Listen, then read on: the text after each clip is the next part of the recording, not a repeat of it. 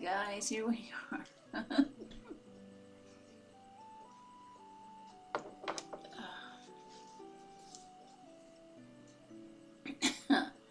Hey guys, it's Choco Chat for June 27th. This is the July Lioness. And here's my cat Hermes. He's giving me a hug. That's one of his favorite things to do. Oh, thank you, Hermes. And we have Darla here. She doesn't want to be left out. Oh, goodness, thank you, Hermes. Oh. Ouch. Here we are. I'll talk in a minute. I just have to have my family time. There's two other cats. Glad they don't want to climb on board too. I don't have enough room. Ouch, Darla. You really, ouch. Ow. Okay.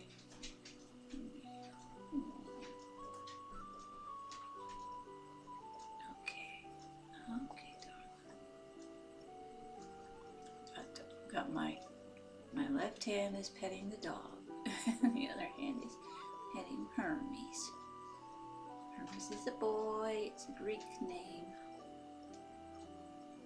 Named after the Greek god Hermes. And I think the name comes from like hermetic. Anything that's like hermetic, which I think has to do with medical stuff. Or I know there's the Hermetic Order of the Golden Dawn. I don't know exactly what that is, but that's a reference to Hermes too, who was the Greek messenger of the gods. Here. And the Roman equivalent is Mercury. So Hermes and Mercury are the same god, different names, different cultures. So there's another cat in this neighborhood.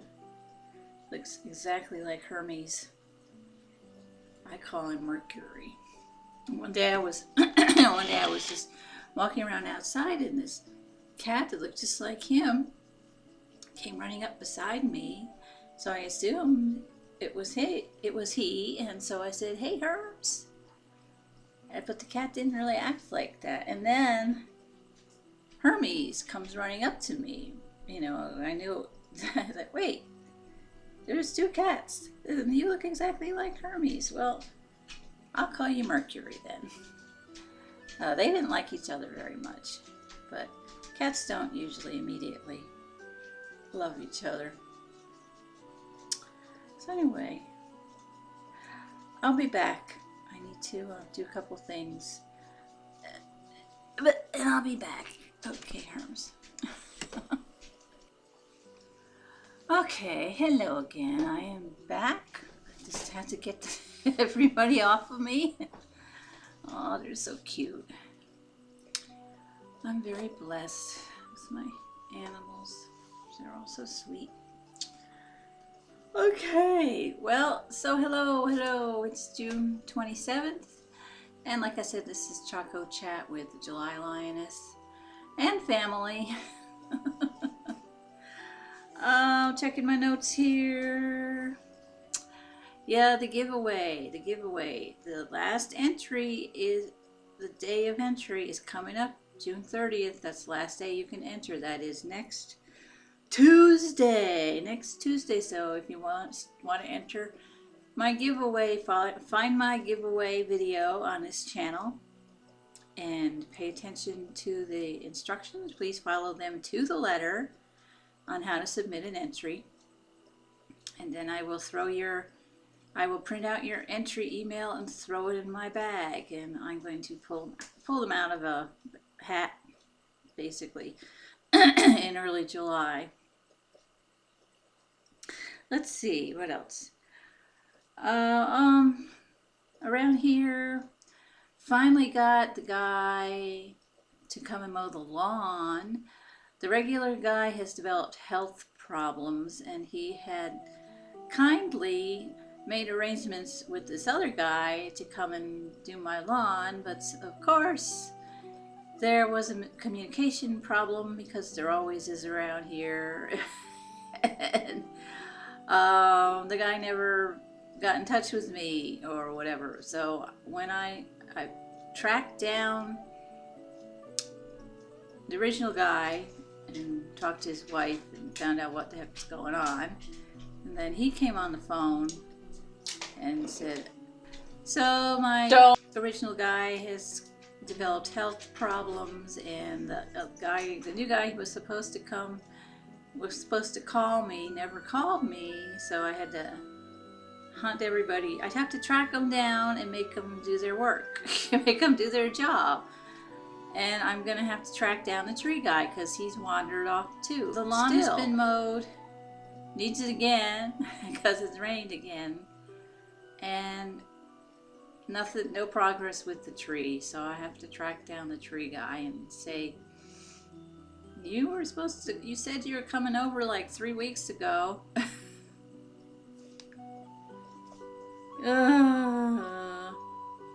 Wish people would be efficient around here. Okay, so next on my list, Stampin' Up. Yeah, I'm a Stampin' Up demonstrator. I haven't done too much with it this month because the quarter ends on June 30th. And so I've been waiting to get my supplies once the next quarter starts, because you have a quarterly quota to meet. So I met my quota for this quarter, and I was not sure if I placed an order, would it translate to the next quarter? So I decided to play it safe and wait until July 1st and then place my order. Then I would know that purchase would be credited to next quarter. So I didn't want to be, over, I wanted that to be credited to the correct time frame, since I am fine for this quarter. You know what I'm saying? I know. Oh, well, not important. So, but anyway, I'll be doing more Stampin' Up videos next month once I get my next batch of stuff, and I have to think what I need to get. I have to go back through my my stamping stuff and see where I kind of left off.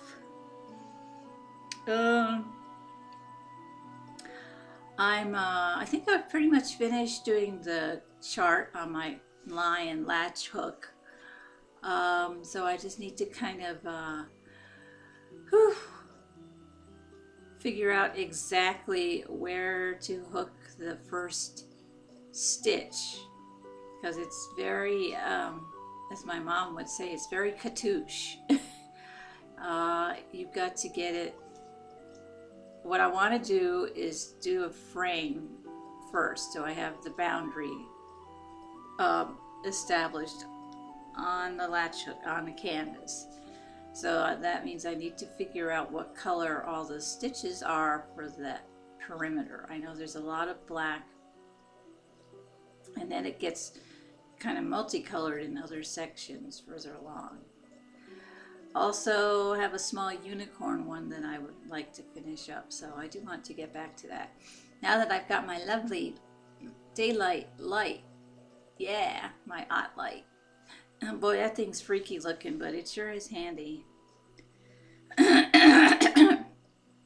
Excuse me, I'm very congested in this weather. It's so humid, there must be tons of pollen in the air. Blech. No, it's not in the air, it's all in my sinuses. It's just started drips down. Yuck. Ew. Oh, goodness.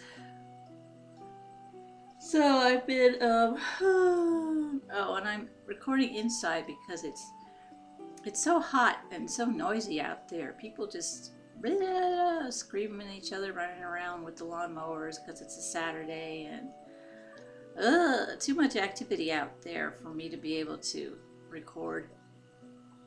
Plus, when I record on my camcorder, then it takes an extra long time to get it edited. It takes like 5 hours to get it through, you know, processed through Movie Maker and then through YouTube.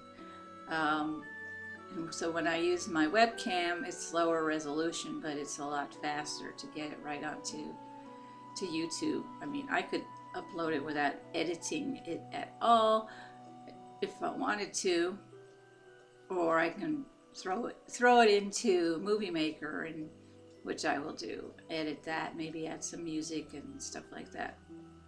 So I like to add music.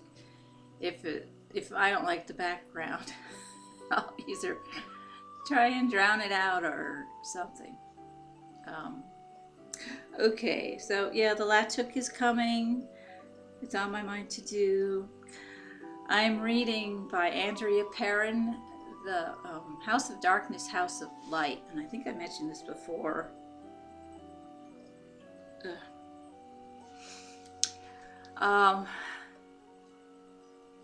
Yeah. See, I get people who leave me comments on my videos, which I appreciate it, but I'm not sure that they actually watch the video because they don't make any reference to anything that was in the video. They'll just sort of say, "Oh, nice video. Okay, thanks." It's not a lot of interaction, although I appreciate the effort.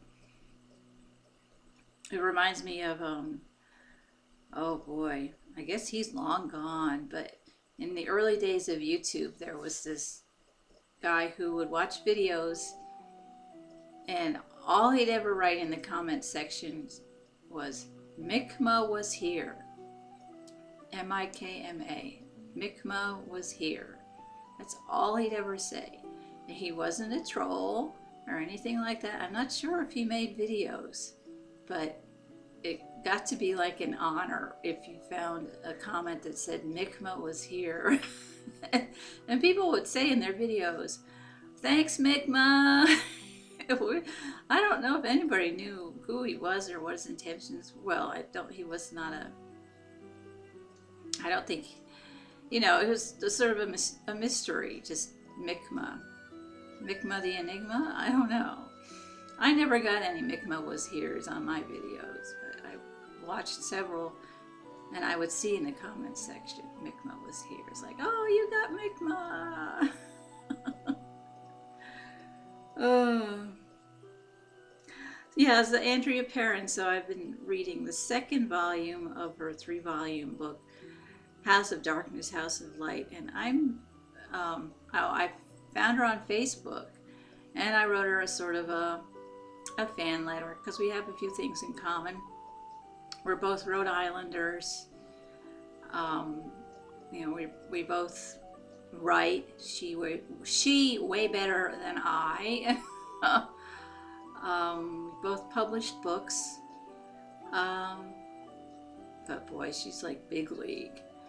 I mean, she grew up with celebrities around her pretty much. I mean, I think I mentioned in a previous video, the demonologists, Ed and Lorraine Warren, the ones that were investigated the Amityville horror. I mean, that's like a big deal in the as they call it, the para community. But so she knew them when she was a little girl, when they were, or a teenager, I guess, when the Warrens investigated their house. And I don't think she really, as I read this book, she does refer to the Warrens, and she'll say, "Lorraine Warren told us this." And she never has, she has yet to say anything negative about Lorraine Warren, but I think that she just doesn't really agree with what the Warrens told them how to deal with the ghosts. I mean, it's a different point of view. The parents took a different point of view. So the Warrens tend to be, from watching the old TV shows where the Warrens were investigating, you know, like shows like Sightings, they would just pop up. If you watched any kind of paranormal TV show, like Sightings, there were other ones I forget. Unsolved Mysteries, I think, was another one that had, sometimes they'd have supernatural stuff. But you'd see them, you know, on talk shows and stuff. I mean, they're not fictitious. They are, you know, a real couple. And they've written a book about their investigations and stuff. But they were Catholic demonologists. I'm not Catholic, so I don't know exactly the dogma behind exorcisms and demonology and that kind of stuff. But from watching the Warrens on different shows and stuff, to me they always seemed very dramatic, intense, like, oh, it's always the devil. You know, you might have a poltergeist in your house and they'll say, oh, it's a demon, blah, blah, blah, blah. You know, they're always making, like, escalating it, making a mountain out of a mountain out of a molehill. In a way, it's just, you know, they're like, I'm trying to find a way to put this, like over dramatizing it. You know, it's not as huge a deal. It's not as life-threatening as they would like to paint it. Like, I always looked at them and was like, oh, they're drama queens. But I guess that's just their faith, you know, very black and white, no shades of gray. And I think the parents saw their situation more in shades of gray. So anyway, yeah, I sent, she's 3 years older than I am, Andrea Perrin.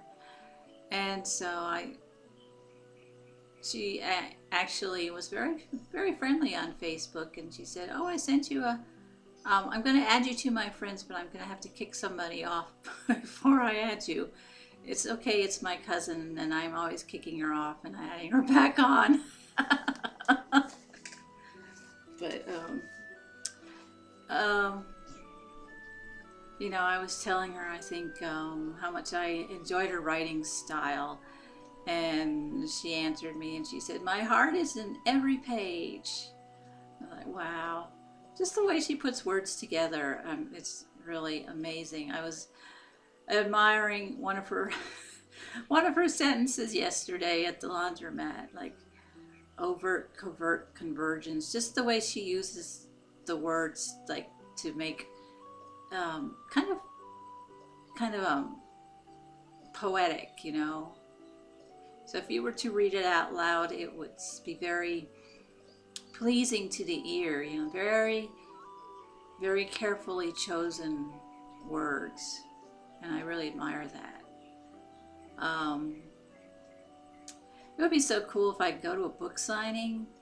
I would take, boy, I'd need a big heavy, I think I would have to take my suitcase with the wheels on it because it'd be so heavy. Because I have to take her 3 big heavy volumes of her book and then my 2 books. So that's going to weigh 15 pounds. So I'll have to lug that. I would lug that over to the book signing and I would say, okay, I got some homework for you. Here's a copy of my 2 books. Well, I have to figure out what the heck I write in there. And could you please sign your 3? And maybe we could have a chat. She grew up, her house was in Burrillville, Rhode Island, and I grew up down by Narragansett area, and I never got up north to Burrillville. Although their house was near this amusement park, Rocky Point, which has since closed many years ago, I think. But I remember my brother wanting to go to Rocky Point Park, and I can't remember if we actually ever got over there because it's kind of a distance, 45-minute drive or so. I also had a friend who, she lived I think she lived close to there. Warwick Neck. I don't know how close Warwick Neck is to where the Perrins were in Harrisville. I'm not that familiar with that part of Rhode Island. which is sad because it's such a small state, you know. But you're very you're in your own little part of the world, and it's a microcosm, you know. You're a kid, don't have much time to go exploring, really. I guess summer vacation, but you know, we just didn't have a reason to go over to Harrisville. You know, if we had a doctor's appointment in Pawtucket, we'd go to Pawtucket. I hardly went to Providence at all. My brother went to college in Providence, but I think I went there once for his graduation. But so, you know, you go where you go. I mean, now I've been to Boston, but I was in Boston. I saw way more of Boston than I saw Providence. Kind of goofy.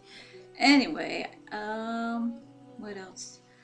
Okay, well, my last subject is, of course, The Sims, and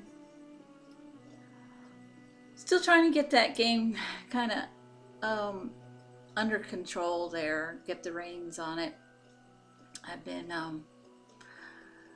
what I want to do is what I've been trying to do is do a Sims storyline with my Wish of Pentacles characters. And the issue is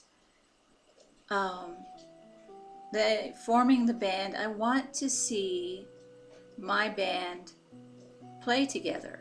Now Sims 3 has what are called rabbit holes, where the character will like go to a certain venue or work or something, and they won't actually take you inside the building into the office to see all the people like in their cubicles and at their computers and stuff like that.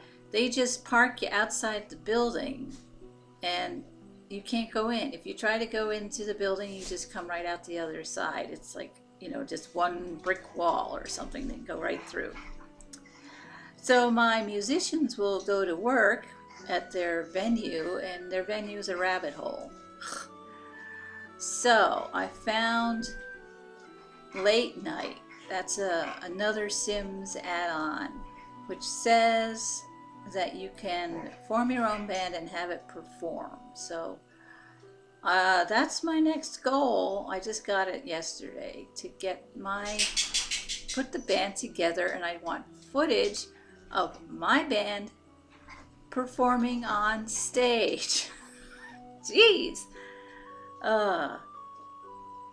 Another thing I'm just trying to learn is how you show, excuse me, how you show siblings after the game has started. When you create your sim, you would at that point show the relationships, husband, wife, sibling, all that stuff.